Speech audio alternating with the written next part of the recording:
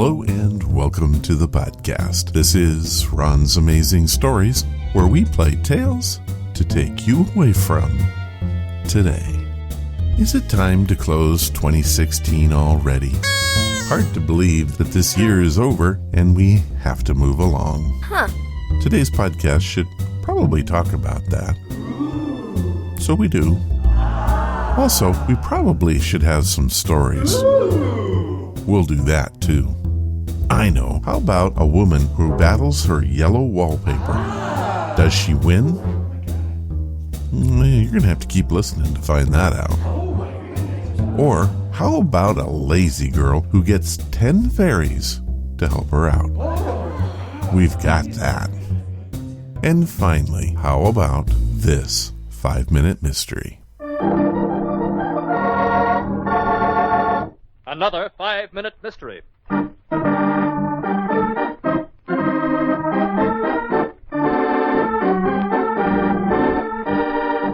This 5-minute mystery is being brought to you by the people who tell stories for a living. Ron's Amazing Stories.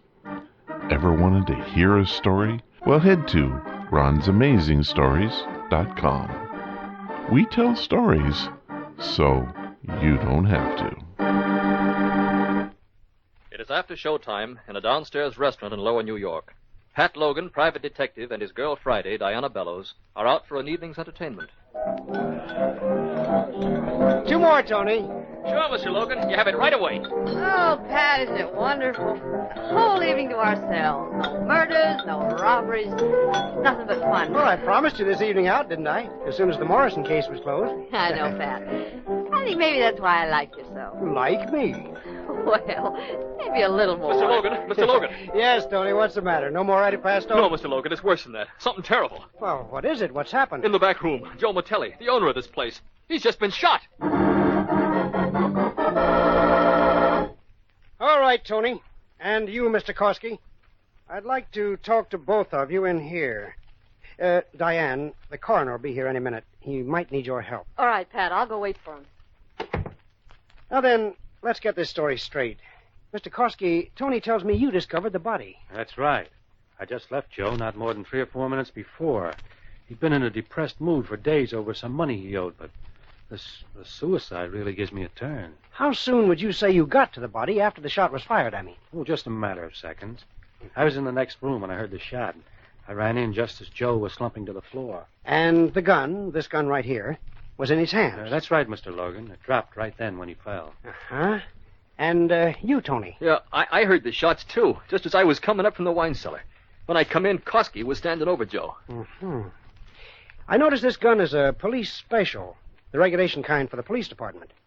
Anyone know how come it came to be in Joe's possession? Yeah, he had it for some time, Mr. Logan. He had a brother-in-law in the force and borrowed it for protection. And now he uses it to commit suicide with.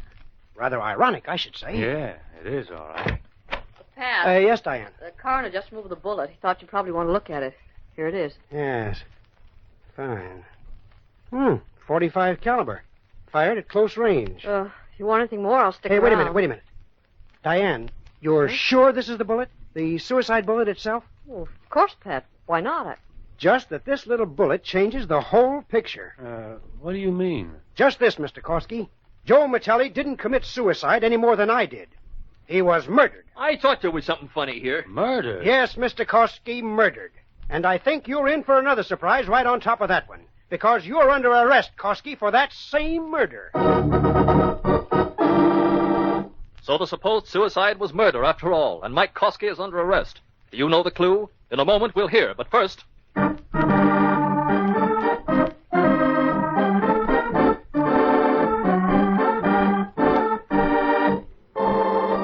Wow, this one is a real puzzler. How could he know? Unless something is amiss. It has to do with the bullet, that much I'm sure of. Perhaps knowing more about a police special would set things to right. I wonder. This 5-minute mystery is being practically handed to you by the amazing folks at Ron's Amazing Stories. Now, let's get back to the crime. And now, back to our mystery. What's the matter with you, Logan? Everything checks, doesn't it? Yes, Koski, everything checks. You testified when you entered the room a moment before Mutelli fell to the floor. This suicide gun was still in his hands. So what? That gun was not the death weapon, Koski, and this bullet proves it. You might be interested to know all regulation police guns, like the one Mutelli was supposed to have killed himself with, are 38 calibers. And this bullet, the death bullet, is a 45. It just wouldn't fit. Well, you know what they say. If the bullet is a misfit, then the gun didn't shoot it. This 5-minute mystery was brought to you by Ron's Amazing Stories. Ever wanted to hear a story? Well, head to ronsamazingstories.com and you'll hear one. We tell stories so you don't have to.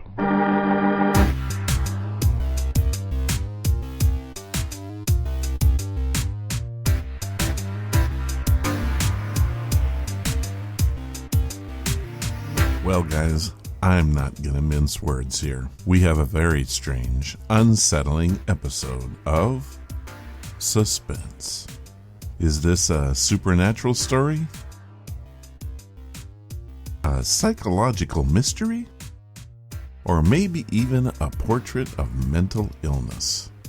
I think this one is just going to have to truly be in the eye of the beholder. It is based on a short story written by Charlotte Perkins Gilman and was first published in the New England Magazine in January of 1892. Our story remains relatively faithful to that publication and has been the subject of various interpretations. More on this later. The basic plot is about a woman suffering from depression and is confined by her doctor, who also happens to be her husband. She is left to her bedroom in a rented house, where she starts to believe that the patterns in the wallpaper contain dark, disturbing secrets. The tale is called The Yellow Wallpaper and stars Radio Hall of Famer AGNES MOOREHEAD. It originally aired on July 29th, 1948. In just a moment, Suspense, starring AGNES MOOREHEAD. Hi, Hap. Hello, Ed. How are things? Couldn't be better. Except walking 12 blocks to your service station just isn't for me. You got my new spark plugs in? Just finished putting those brand new Autolite resistor spark plugs in your car. Guess she takes a big load off your arches, eh, Hap? Sure does. My feet have the pep, but not the pickup.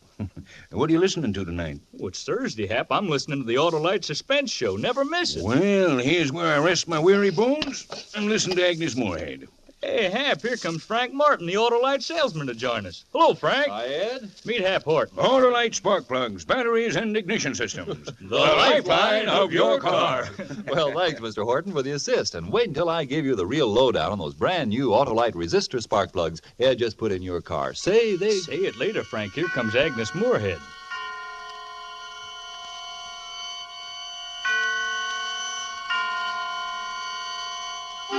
Suspense.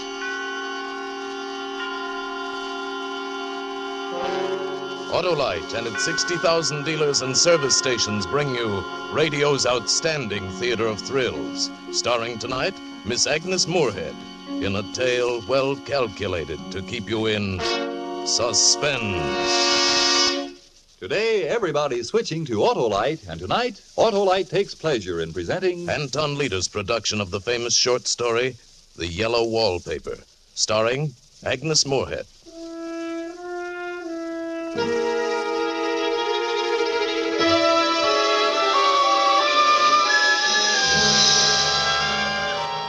I've never seen a worse wallpaper in my life.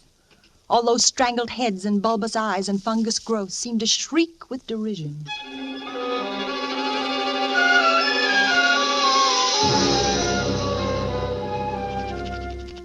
When we came to this house, the minute I saw it, I made up my mind secretly to start writing again in spite of them. But I don't dare let John know I'm keeping this journal. It's difficult being married to a doctor. John's an excellent doctor, I'm sure, but he's so inconsistent about me. He says I'm not really sick, that I'm only a little run down from caring for the baby, that I have a temporary nervous depression. Yet he prescribes phosphates or phosphites, I don't know which, and tonics and exercise. And he absolutely forbids me to work until I'm well again. He hates for me to write a word. But writing is such a relief to my mind. I can write down things, tell things here that... No, John says I'm not to brood about those things. I confess they make me feel bad, so I'll only write about the house. I saw it for the first time today. It's the most beautiful place.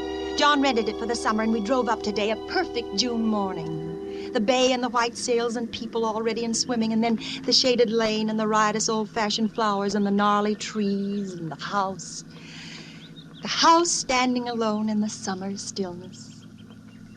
I could never tell John, but you know, the house spoke to me. It was only because he rattled on so that I couldn't hear what Reminded me of those English places you read about. Gardeners, cottages, and everything, and at only $200 a month. Hedges and walls and gates that lock, and there's a ghostliness. Remember, I rented it just for you, darling. And you're going to let Jenny do all the work while you live like, like a prince. You like it, darling? Speak up. Yes, John. Yes, it's lovely, but it's strange, as though it might be haunted. Darling, you've got that look on your face again. That dopey look. Well, Jean is home, has a station wagon, and if I know my dear sister, she's already turned the place inside out and cleaned it top to bottom. John, is it haunted, do you think? What, the house? Uh-huh. At $200 a month? Well, that's asking too much of fate. Come on, hop up. You always laugh at anything you can't touch or see or put down in figures. There is something strange about the house. I feel If you weren't always imagining. I'm not imagining. One reason I don't get well is that you don't believe me. You don't even believe I'm sick. You tell my friends and relatives. I've heard you. I've heard you that there's nothing wrong with me. There is nothing wrong with you. See, you're saying it again. Oh, I'm sorry. But please don't cry. Now, come along. Let's go inside. And so I came into this house in tears. It was wrong. It was all wrong. Maybe the house saw me crying, or this room. I got so unreasonably angry with John. I shouldn't, I know. He's so careful and loving, and I repay him so badly. I should control myself, at least in front of him. But it makes me so tired not to show what I feel. Jenny met us at the door. Naturally, she saw I'd been crying, but she took pains to ignore it. Well, hello, you two. You're early. You must have started at the crack of dawn. How was the trip? Made it in less than 2 hours. They're like as peas in a pod, Jenny and John, both efficient and kind. And how did you bear up, Pet? Oh, very well, thank you, Jenny. Both kind and both somehow cruel. But I don't really think that. Well, you're just in time for lunch. I bought a flounder down at the wharf and cooked it with capers and cream. Sound good? Wonderful, Jenny. May I see the house first? The whole grand tour? Oh, Pet, the flounder will cook to death. Well, at least my room. Our room. All right, if you insist. But if that fish is spoiled, don't blame me. Why would I blame her? Whose room is this, Jenny? Yours? Uh-huh, it's small, but it's near the door and the telephone. Oh, John, look. What? Let's take this one for you and me. I love those roses over the window. I've already put your things upstairs, Pet. Well, this has a little porch and such pretty old-fashioned chintz hangings. Let's Well, you'll love the this. room upstairs, darling. And you can see there's no room in here for 2 beds. And I won't hear of being in separate rooms. I'm going to make you rest and take your tonic. John and I have talked it all over. And the room at the top of the house has so many windows. And you know, darling, you must absorb lots of fresh air. Get your appetite back. They smother me with concern. They crush me with kindness. Come along. There's a good girl. All right, you know what's best. And you're going to like that nursery. It gets loads of sunshine.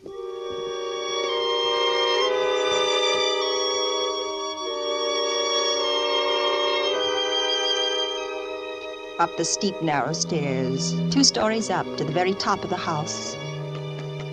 There's a gate at the top that locks. I wonder why. And beyond the gate is the nursery room. This room. It is big and airy, nearly a whole floor with windows that look every way. They say it was a nursery. But what was it, really? Open them all, Jenny. Wide. All right. Well, darling? Why are the windows barred? For the little children. Otherwise it wouldn't be safe. Oh, yeah, I suppose. Children climb around so, don't they? What are those rings and things in the walls? Oh, I expect they made it into a gymnasium when the children got older. A sort of playground. Oh, they must have hated the wallpaper. Well, they were rough on it, that's for sure. The way they've stripped it off in patches. I don't blame them. It's hideous. Oh, who wants to look at the wallpaper with this view? My, you can see the whole bay. It's a revolting color. It's unclean. Such a strange, sickish yellow there where the sun's faded it. I never saw worse paper in my life. Don't dramatize it, darling. You must be hungry, and I know you're tired. I'm not tired. Why do you both act this way? I say the wallpaper's ugly, and you look at each other. Your eyes shuttle back and forth, and suddenly you both act as though I'd lost my... Darling, that was something we weren't going to say. Be a good girl, Pet. We don't act anyway. We just don't want you to worry. We want you to be well.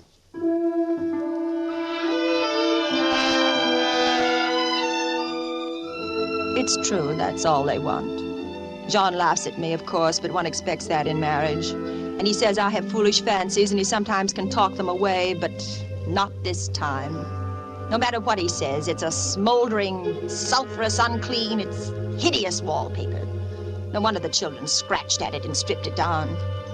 No wonder they gouged the plaster with their little fingernails. No wonder they hate it. I hate it myself. And somehow, I feel it hates me.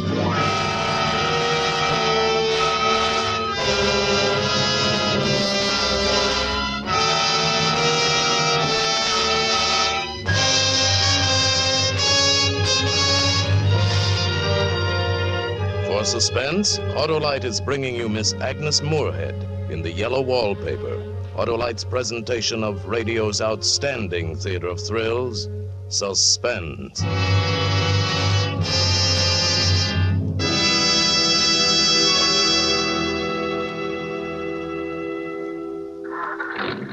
Say, Ed, isn't she terrific? Yes, sir. Agnes Moorehead is always terrific. She sure is. Say, car sure sounds good. I couldn't resist stepping on the starter.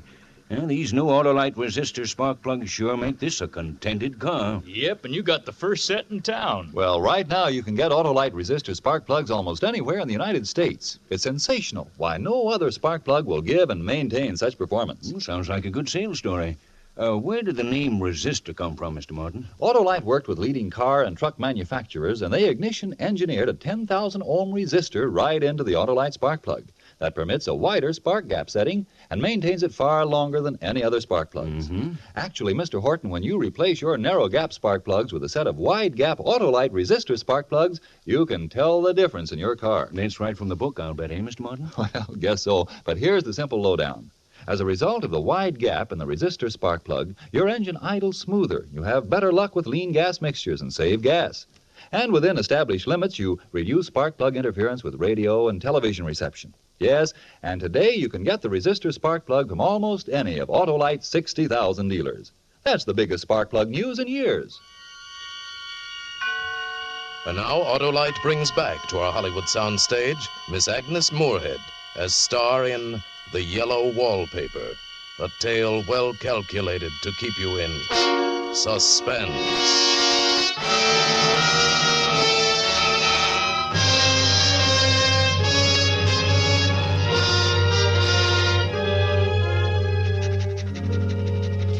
We've been here 2 weeks, and I haven't felt like writing again since that first day.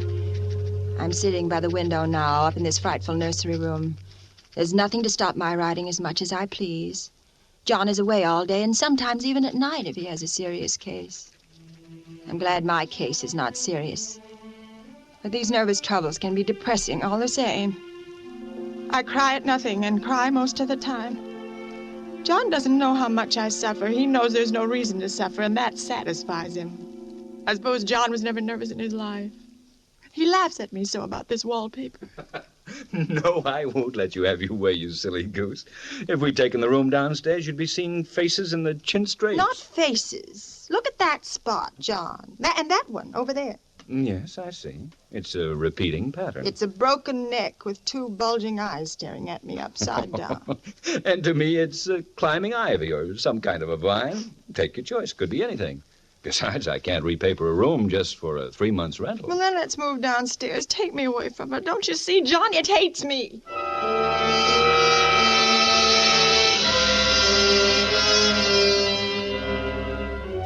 I wish I'd get well faster. Just use your will and your good sense, darling. I'm afraid. But you're so much better. When I married you, I meant to be such a help, but I'm only a burden. You are a help to me. You're my comfort. I can't even be with my baby. It makes me so nervous. Will I ever be well enough to see him again? Of course you'll be well, if you try. Then I'll try, I promise. From now on, I won't look at the wallpaper, and I'll stop seeing things out of the windows. Out the windows? Oh, I see people walking up and down the paths and in the arbors. I know it's silly, and it's only in certain lights when I look at the wallpaper from the bed that I see... See what? Nothing. Nothing. No, you're right. There's nothing except a pattern.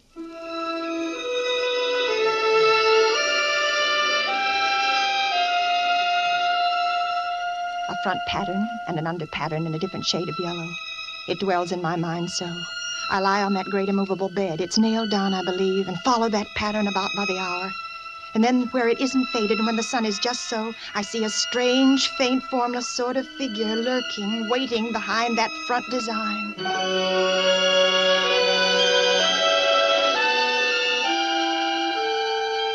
I don't know why I should write like this day after day. I don't want to. I don't feel able.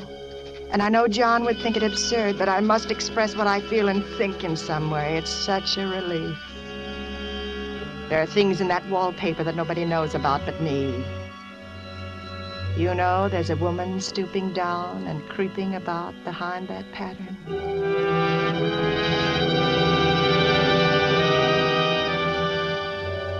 Last night it was moonlight, and the moon shines in all around just as the sun does.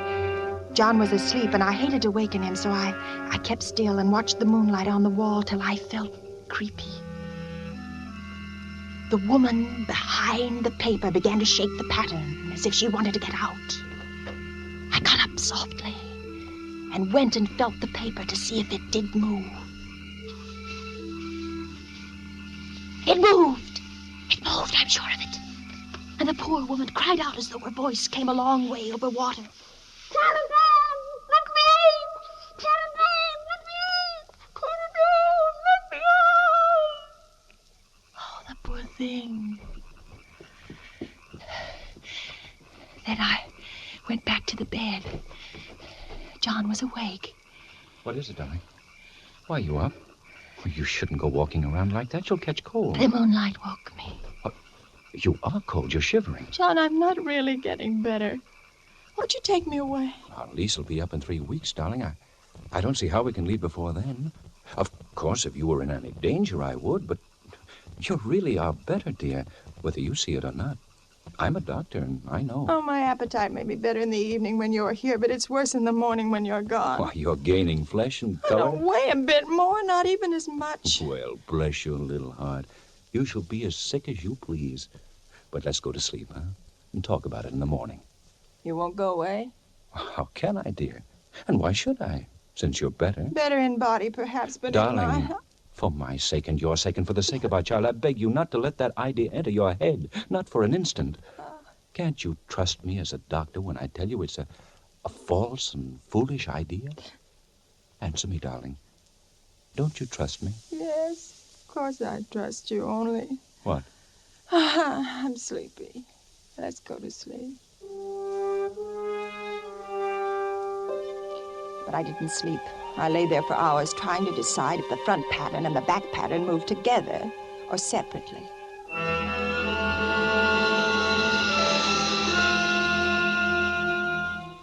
At night, in the moonlight, the front pattern becomes bars. And the woman behind it shakes the bars. Yes, she shakes the bars as she creeps around.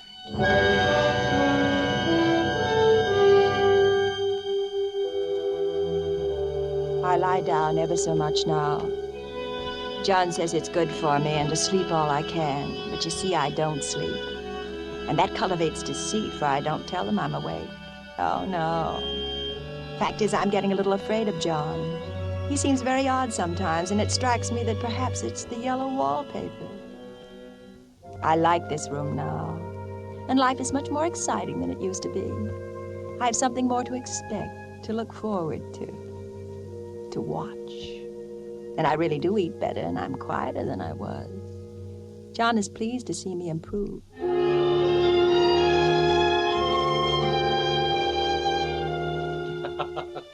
You see? You're flourishing like a weed in spite of your wallpaper. Yeah. In spite of the wallpaper. In spite of it. Because of it. But I had no intention of telling him that. He might want to take me away, and I don't want to leave now until I found out. There's 1 week more, and I think that will be enough.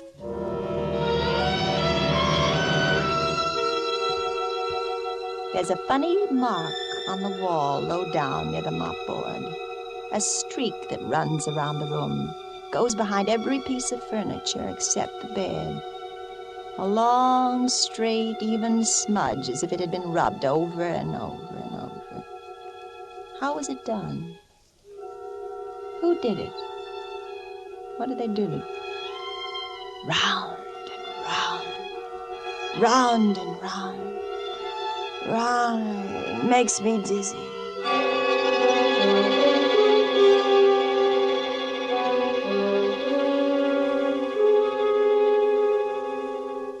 I've really discovered something at last. There are a great many women behind the pattern, and sometimes only one, and she creeps around fast, and her creeping shakes the pattern. She's trying to climb through and can't because the pattern strangles everything. But she does get out in the daytime. I know because I've seen her. When a car comes, she hides in the blackberry vines. I don't blame her. I'd hide too. I always lock the door when I creep by daylight.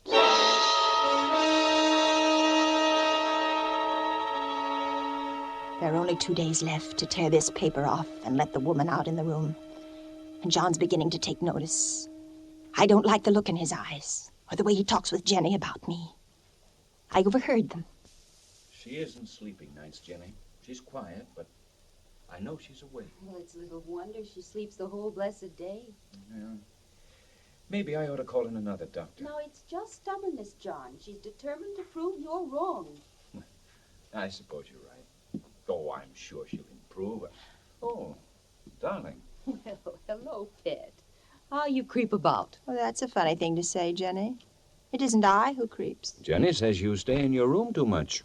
You don't take your exercise. You tell me to rest, and then you tell me to take exercise. I can't do both. Well, As though I can't see through them. tomorrow's our last day here. We'll talk about exercise when I get you back to town. I'll have to rouse you out of bed pretty early, pet. You know, some of that furniture up there belongs downstairs, and the movers will be here at 9. Maybe you'll sleep upstairs tonight, Jenny. So you won't be alone, darling. You won't be here tonight, John? Well, not until tomorrow evening. There's a difficult case. If you're going to feel lonesome... Oh, no, Jenny. I'll rest better alone. I'm sure of it. Thank you all the same. That was clever of me. The sly thing. I won't be alone a bit. As soon as the moon shone in, the poor thing behind the paper began to crawl and shake the pattern. I ran to her. I pulled, and she shook. I shook, and she pulled.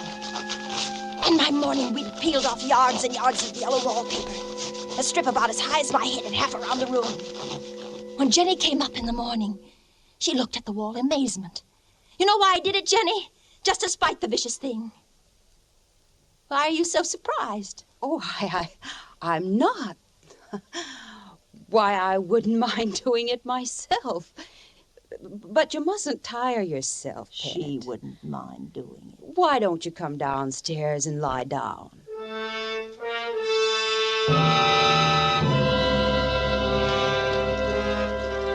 How she betrayed herself, that Jenny. She wouldn't mind doing it. But I'm here and no person touches this paper but me. Not alive.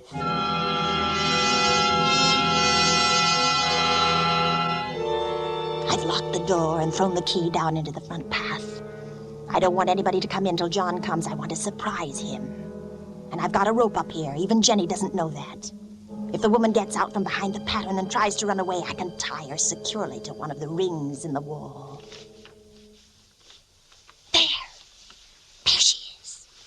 There, see how the pattern moves, like wallowing seaweeds. Oh, it'll strangle her unless I help. Wait, I'll help you. I'll peel off the paper all I can. Wait, be patient. You push. You push it out, Paul. Oh, it sticks horribly to the plaster. There, I can get it off with my teeth. Oh, it hurts. But I'm getting it. Wait, just a little bit more. I'm getting it. A little bit more.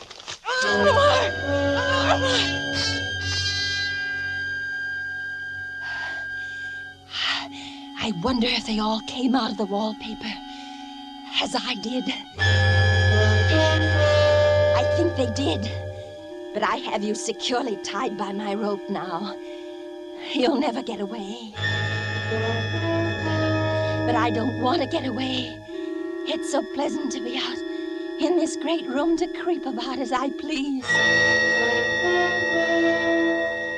It's so pleasant. But I suppose I'll have to get back behind the pattern when night comes. That will be hard to do.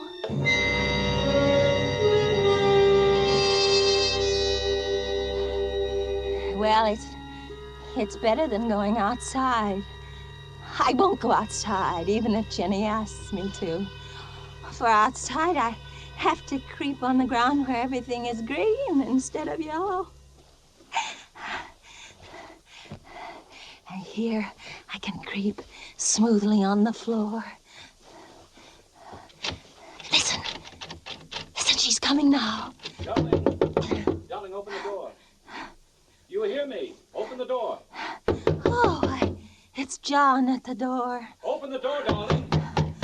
Open it, please, dear. How he does pound and shout. It's no use, Dr. John. You can't open it. Open it, do you hear me, dear? Open it! Jenny, bring me the axe. Hurry. Oh, no, he'll break down that beautiful door. John, dear, the key's down in front of the house under a plantain leaf. Please, my darling, It's please. down by the front door, John. Open the door, for heaven's sake, open it. I can't. The key's downstairs, John. It's under a plantain leaf by the front steps.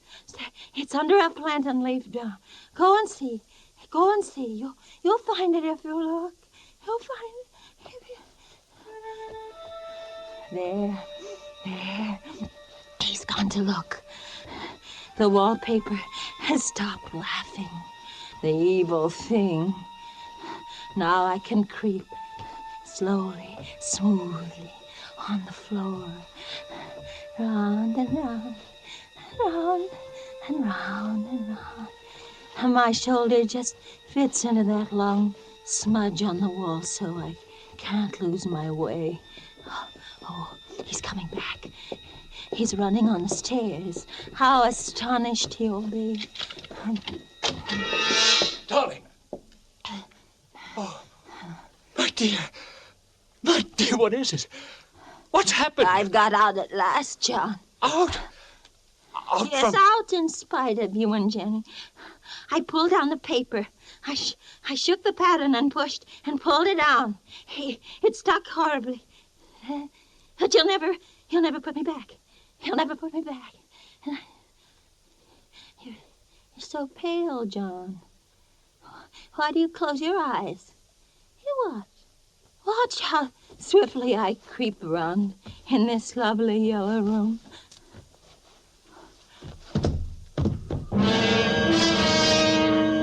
Fainted? Now why should that man have fainted? But he did. And right across my path by the wall, so that I have to creep over him every time. Round and round and round and round and round.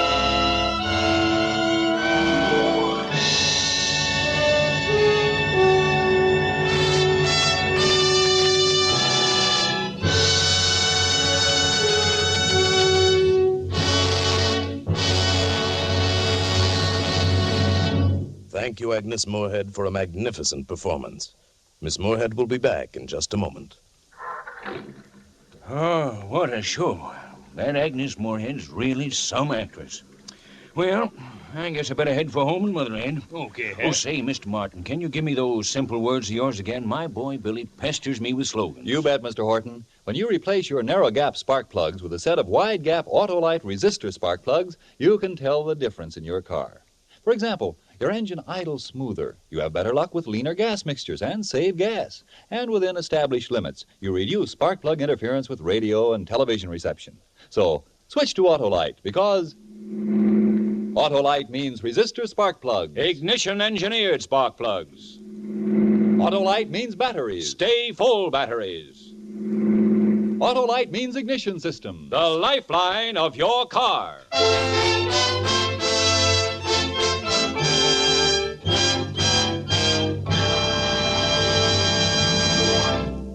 And now here again is Miss Agnes Moorehead. It's always a great pleasure for me to appear on Suspense. I've thoroughly enjoyed this appearance this evening. And next week, when I turn listener again, I'll join the rest of you to welcome Mr. Charles Lawton's return to these microphones in a role written especially for him. Next week, then, An Honest Man, starring Charles Lawton, on Suspense.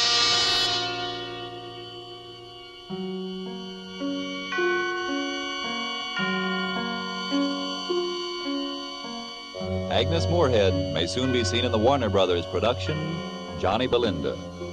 Tonight's suspense play was adapted for radio by Sylvia Richards from an original story by Charlotte Perkins Gilman. Music was composed by Lucien Morawick and conducted by Lud Gluskin. The entire production was under the direction of Anton M. Leader. Next Thursday, same time, you will hear Mr. Charles Lawton in An Honest Man.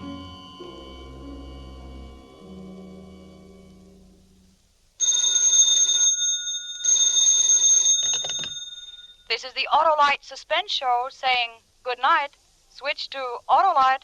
This is CBS, where 99 million people gather every week, the Columbia Broadcasting System. Okay, let's take a minute and review something that Agnes said during the story.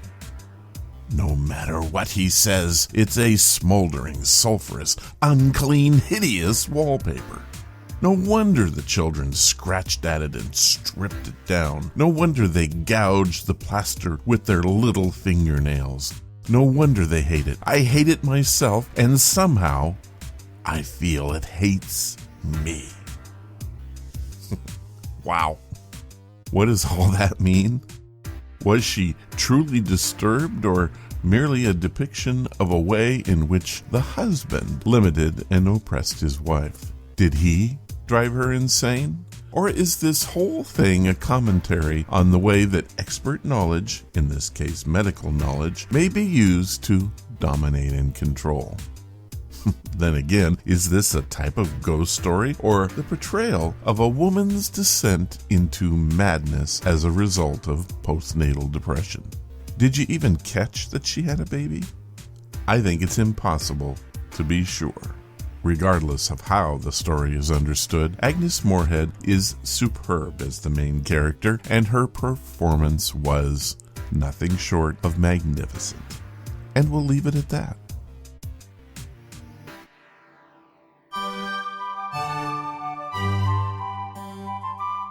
As read by amazing stories, read by amazing people. This time on As Read By, we have The 10 Fairies, written by Sarah Cohn Bryant. It is read for us by Alana Jordan and comes from the extensive library of LibriVox.org. The 10 Fairies by Sarah Cohn Bryant. Once upon a time there was a dear little girl whose name was Elsa. Elsa's father and mother worked very hard and became rich. But they loved Elsa so much that they did not like her to do any work. Very foolishly, they let her play all the time. So when Elsa grew up, she did not know how to do anything. She could not make bread. She could not sweep a room. She could not sew a seam. She could only laugh and sing. But she was so sweet and merry that everybody loved her. And by, she married one of the people who loved her, and had a house of her own to take care of. Then, my dears, came hard times for Elsa. There were so many things to be done in the house, and she did not know how to do any of them. And because she had never worked at all, it made her very tired even to try. She was tired before the morning was over every day. The maid would come and say, "How shall I do this?" or "How shall I do that?" And Elsa would have to say, "I don't know." Then the maid would pretend that she did not know either. And when she saw her mistress sitting about doing nothing, she too sat about, idle. Elsa's husband had a hard time of it. He had only poor food to eat, and it was not ready at the right time, and the house looked all in a muddle. It made him sad, and that made Elsa sad, for she wanted to do everything just right. At last one day Elsa's husband went away quite cross. He said to her as he went out the door, "It's no wonder that the house looks so when you sit all day with your hands in your lap." Little Elsa cried bitterly when he was gone, for she did not want to make her husband unhappy and cross, and she wanted the house to look nice. "Oh dear," she sobbed, "I wish I could do things right. I wish I could work. I wish I had 10 good fairies to work for me. Then I could keep the house." As she said the words, a great gray man stood before her. He was wrapped in a strange gray cloak that covered him from head to foot, and he smiled at Elsa. "What is the matter, dear?" he said. "Why do you cry?" "Oh, I am crying because I do not know how to keep the house," said Elsa. "I cannot make bread, I cannot sweep, I cannot sew a seam. When I was a little girl I never learned to work, and now I cannot do anything right. I wish I had 10 good fairies to help me." "You shall have them, dear," said the gray man, and he shook his strange gray cloak. Poof! Out popped 10 tiny fairies, no bigger than that. "These shall be your servants, Elsa," said the gray man. "They are faithful and clever, and they will do everything you want them to just right. But your neighbors might stare and ask questions if they saw these little chaps running about your house, so I will hide them away for you. Give me your little useless hands." Wondering, Elsa stretched out her pretty little white hands. "Now stretch out your little useless fingers, dear." Elsa stretched out her pretty pink fingers. The little man touched each one of the 10 little fingers, and as he touched them he said their names: Little Thumb, Forefinger, Thimble Finger, Ring Finger, Little Finger. Little Thumb, Forefinger, Thimble Finger, Ring Finger, Little Finger. And as he named the fingers one after another, the tiny fairies bowed their tiny heads. There was a fairy for every name. "Hop, hide yourselves away," said the gray man. Hop, hop, the fairies sprang to Elsa's knee, then to the palms of her hands, and then whisk! They were all hidden away in her little pink fingers, a fairy in every finger, and the gray man was gone. Elsa sat and looked with wonder at her little white hands and the 10 useless fingers. But suddenly the little fingers began to stir. The little fairies who were hidden away there were not used to remaining still, and they were getting restless. They stirred so that Elsa jumped up and ran to the cooking table and took hold of the breadboard. No sooner had she touched the breadboard than the little fairies began to work. They measured the flour, mixed the bread, kneaded the loaves, and set them to rise quicker than you could wink. And when the bread was done, it was nice as you could wish.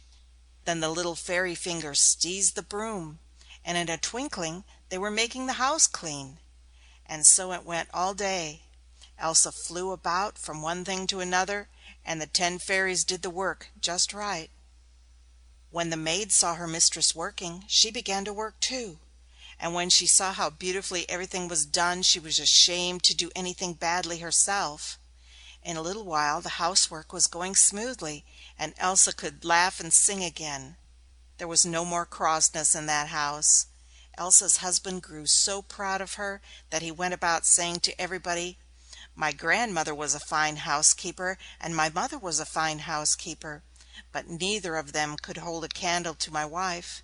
She has only one maid, but to see the work done you would think she had as many servants as she has fingers on her hands. When Elsa heard that, she used to laugh, but she never told. Here's a bit about our author today. Sarah Cohn Bryant was born in 1873, and she was the author of various children's books in the early 20th century. She was the daughter of Dexter and Dorcas Bryant. How'd you like to go through life with that name? In Melrose, Massachusetts. Now, not much is known about Sarah. She studied at Boston University, graduating with a BA in English in 1895. Then she shows up again in the 1940 census, married to Theodore Franz Borst, a horticulturist. That same census shows that they had 2 children, James and Elizabeth. That's all I got. Sometimes having no information can be as interesting from a researcher's point of view as having a ton of it. And now for the news.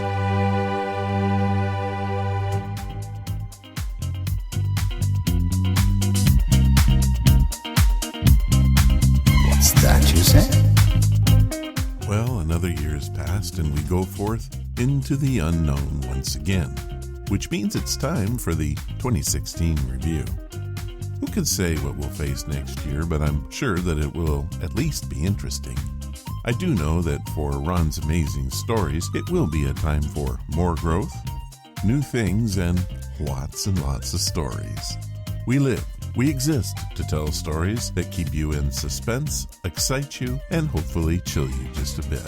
I'm looking forward to this next year, and it's my hope that you are too. And now let's take a look at the news. Email subscribers get a surprise. Now, I think that title might be just a little misleading. I think I actually got the surprise. This past week, the website had a major problem and crashed. The issue turned out to be a level 3 domain DNS server, which is something only my WordPress provider can deal with. After 3 hours on the phone with them, several more rebuilding the site, the end result was those people who subscribed to the show via email were lost. Even the backup file was missing. This is affecting about 75 people total. Now, I want to be clear about this. If you get the show from iTunes, Google+, iHeartRadio, Stitcher, TuneIn, Libsyn, SoundCloud, Spreaker, or any podcast catcher, you have nothing to worry about. Only those people who went to the website and signed up for email notifications were affected. Now, how do you fix this? Well, the good news is you just got to come back to the website and sign up again. I do apologize for the inconvenience. I need your stories. You know, it happens every year about this time. The listener stories stop coming in. I know that it's the season that causes this, and I don't worry when it happens. However, I do want to remind you that I want your stories because they are the backbone of what we do. So take some time, write down your tale, or make an appointment with me to get it out there. People want to hear what you have to say. Trust me, 90% of the comments that I get are on your stories. So get the ball rolling and just head to the main site at ronsamazingstories.com and send me a comment. Or if you want, you can write me an email and address it to ronsamazingstories@gmail.com. We want to hear from you. 2017 cometh. This coming year, we'll see some changes to the show. The format is going to get some much-needed updates, and I hope to add some new hardware to make recording the shows even better. To do that, I need you to tell your friends to listen. Strength and growth come only through continuous effort and struggle. Without continual growth and progress, such words as improvement, achievement, and success have no meaning. So, please take a minute and tell a friend about the show. Maybe write a review or respond to the posts on Facebook or Twitter. All of this helps the show and makes us grow. As always, I do want to thank you guys for listening to the show. It's why I do this. What makes me the happiest is when I get thank you notes from people like Ryan Murray or Daniel Dabbs, or suggestions from people like Jim Goodluck and many others. It means the world to me. And to you guys on the radio side, thank you for listening and keeping us on that playlist. To all, I wish you a happy new year and hope you continue to enjoy Ron's Amazing Stories.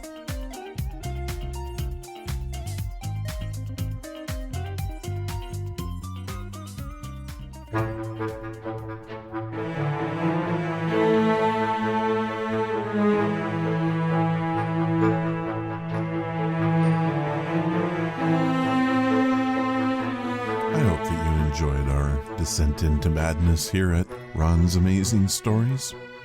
It's always a pleasure. Coming up next week is the first podcast of 2017. We'll begin the new year with a science fiction-based show that should have you saying, "Now that I like." If you want to keep up with what's happening on Ron's Amazing Stories, please follow us on Twitter, Facebook, or sign up for the weekly newsletter. All the links you'll need and access to the blog can be found at ronsamazingstories.com. Thank you for listening, and I hope you come again to find out what are Ron's Amazing Stories.